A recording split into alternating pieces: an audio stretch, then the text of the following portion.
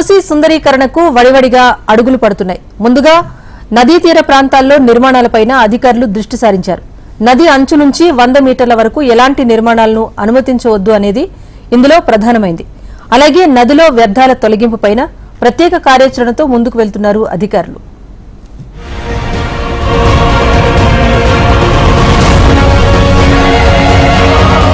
మూసీ నది ఒడ్డున నిర్మాణ అనుమతులపై మరిన్ని ఆంక్షలు అమల్లోకి రాబోతున్నాయి. మూసీ నది అభివృద్ధి సంస్థ ఆ దిశగా చర్చలు జరుపుతోంది.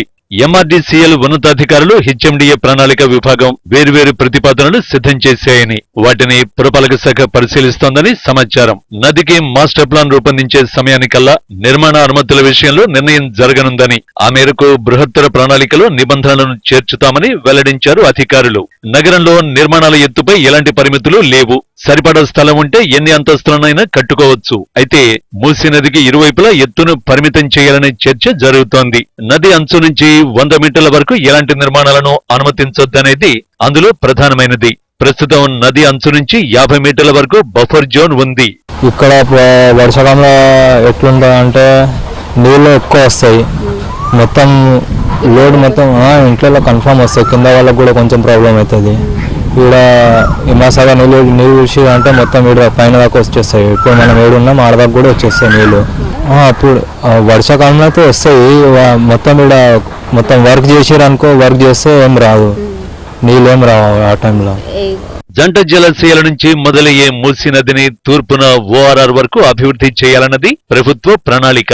నదీ పరివాహక ప్రాంతాన్ని పర్యాటకం, వాణిజ్యపరంగా అభివృద్ధి చేసి తూర్పు పశ్చిమాలను కలుపుతూ విశాలమైన రోడ్డు మార్గాలు నిర్మించాలని, నది పొడవునా పార్కులు, పచ్చదనం, వాణిజ్య సముదాయాలు నిర్మిస్తామని ఇప్పటికే ముఖ్యమంత్రి రేవంత్ రెడ్డి ప్రకటించారు.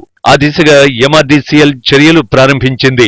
నిర్మాణ అనుమతుల విషయంలో పలు ప్రతిపాదనలు సిద్ధం చేస్తోంది. అయితే బఫర్ జోన్ ప్రామాణికంగా తీసుకుంటే ఈ నదిలో ఇప్పటికే 10,000 నిర్మాణాలు ఉన్నాయి. వాటిని తొలగించి మౌలిక సౌకర్యాలను విస్తరించడంలో అనేక సవాళ్లు ఎదుర్కోవలసి ఉంటుంది. 200 మీటర్ల వరకు నిర్మాణ అనుమతుల విషయంలో పరిమితులను విధిస్తే అభివృద్ధి ప్రాజెక్టుపై స్థానికుల్లో ఆందోళన వ్యక్తమయ్యే అవకాశాలు ఉన్నాయని అధికారులు అంచనా వేస్తున్నారు. ఒకానొక సమయంలో మూసీ నది నీటిని ప్రజలు తాగడానికి ఉపయోగించేవారు, కానీ ఇప్పుడు మాత్రం మొత్తం వ్యర్థాలతో కూడుకొని ఉంది. దీనిపైనైతే ప్రభుత్వం ఇంకా చర్యలు తీసుకోవడానికైతే నిర్ణయించింది. ఎందుకంటే ఇప్పుడు మూసీ నది మొత్తం వ్యర్థాలతో కూడుకొని చుట్టూ ఉన్న ప్రాంతాలకి ఇంకెక్కువగా దుర్వాసన రావడం వలన ప్రజలు ఇబ్బంది పడుతున్నారని చెప్పేసి ఈ వ్యర్థాలను క్లీన్ చేసి బ్యూటిఫికేషన్ గా చేయాలని అయితే నిర్ణయించడం జరిగింది. అయితే మూసీ నది చుట్టూ ప్రాంతాల వారు కొత్తగా ఇళ్ల నిర్మాణాలు అయితే కట్టకుండా చర్యలు తీసుకోవాలని జిహెచ్ఎంసీకి ఒక లెటర్ కూడా రాయడం జరిగింది. అయితే దానికి స్పందించిన కమిషనర్ రొనాల్డ్ రోజ్ కూడా మూసీకి ఇరువైపులా అంటే చుట్టూ ఒక 50 కిలోమీటర్ల వరకు 50 మీటర్ల లోపు అయితే ఇళ్ల నిర్మాణానికి అసలు పర్మిషన్ ఇవ్వద్దు అని చెప్పేసి అయితే చెప్పడం జరిగింది.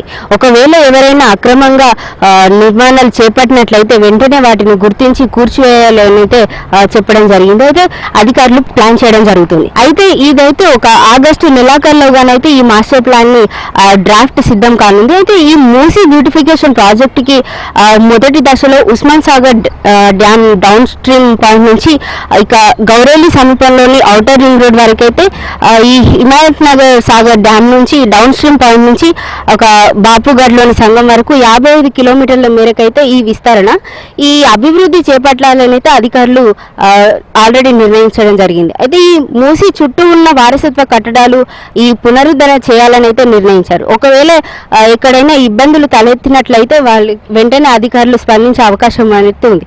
అయితే ఈ నది చుట్టుపక్కల ప్రజలకైతే ఎటువంటి వ్యతిరేకత చేయకుండానైతే అధికారులు చర్యలు తీసుకోనున్నట్లుగానైతే తెలుస్తుంది. అయితే ఇప్పుడు ఈ మూసీ బ్యూటిఫికేషన్ లో భాగంగానైతే ఈ బఫర్ జోన్ లో ఇండ్లు కోల్పోయే ఎవరైతే ఉంటారో ఇల్లు కోల్పోయేవారు వాళ్ళకైతే డబుల్ బెడ్రూమ్ ఇల్లు ఇవ్వాలని అయితే రాష్ట్ర ప్రభుత్వం నిర్ణయించడం జరిగింది. అయితే ఈ విషయంపై గత నెలల్లోనే ఇందిరమ్మ ఇళ్లకు సంబంధించిన హౌసింగ్ శాఖ అధికారులతోనైతే సీఎం గారు మాట్లాడడం జరిగింది. అయితే ఈ గ్రేటర్ సిటీలో నిర్మించిన డబుల్ బెడ్రూమ్ ఇల్లు ఎన్ని లబ్ధిదారులకు కేటాయించినవి, ఇంకెన్ని ఖాళీగా ఉన్నాయనే వివరాలు అయితే తెలుసుకోవడం జరిగింది. అయితే ఇప్పటి వరకు వరకైతే ఒక 30,000 ఇండ్ల వరకు ఉన్నట్లుగానైతే తెలుస్తుంది. వాటిలో కొన్ని ఒక ఎలక్ట్రిసిటీ ప్రాబ్లం వల్ల కానీ వాటర్ ప్రాబ్లం వల్ల కానీ అక్కడే ఆగిపోవడం జరిగింది. వాటిపైన చర్యలు తీసుకున్నట్లుగా అయితే అవి వెంటనే ఉపయోగకరంగా మారి ఇటు చుట్టుపక్కల ఉన్న వారికి అయితే కేటాయించే అవకాశం ఉన్నట్లుగానైతే తెలుస్తుంది. అయితే మూసీ నది మొత్తం వ్యర్థాలతో కూడుకుపోయి ఉన్నది కాబట్టి అవి క్లీన్ చేసి పబ్లిక్ స్పేసెస్ కి ఇక్కడ పబ్లిక్ వాక్ చేయడానికి ఒకవేళ అవైలబుల్ గా యాక్షన్స్ తీసుకున్నట్లయితే ఖచ్చితంగా అది ఒక మంచి పనిగానైతే పరిగణించవచ్చు. ఒకవేళ ఈ మూసీ సుందరీకరణ తొందరగా పూర్తయినట్లయితే చుట్టుపక్కల ప్రాంతాల వారు ఊపిరి పీల్చుకోవచ్చు. దుర్వాసన, ట్రాఫిక్ వంటి ఎన్నో సమస్యలకి చెక్ పడినట్లే.